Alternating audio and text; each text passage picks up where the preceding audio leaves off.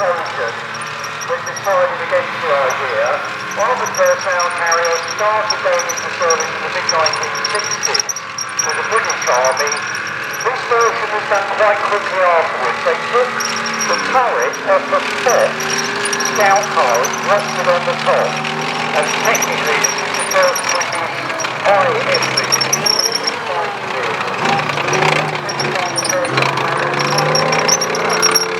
And wasn't that successful. They gave it to something called the Berlin Brigade, and it ended up being used out in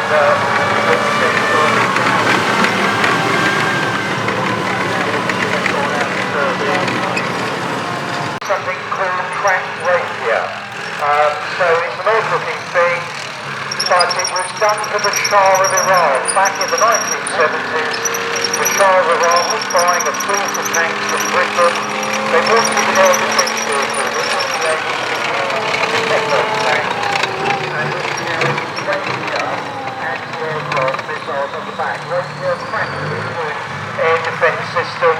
This one built from the chassis of an FV432, which was basically the American armoured personnel carrier.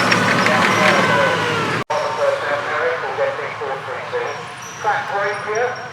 The British come up with the Rapier air defence system in the 1970s, and it's a very effective way of protecting against low-flying jets and higher-up jets as well. So air defence, very, very good. The Shah of Iran is going to fire a lot of tanks.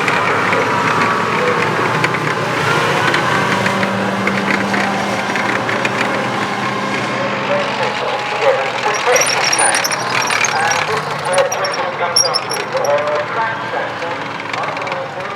The track sensor is the American F113 armoured personnel carrier, making sure those carrying the Shah of Iran proposed that the British Army takes over these as a project, and it's a very effective bit of kit. They can put that radar on, it can come into service in only about 2 minutes, where if you had the telebraker, that was about 15 minutes to set up. Now the other vehicle that's driving around, you may have seen before, but without the turret on, it's the British Army's standard armoured personnel carrier from the 1960s. 1965, they first go into service. Amazingly, they're still in service today in various roles other than just taking soldiers around. This was a variant called 432/30, and they took turrets off the Fox armoured car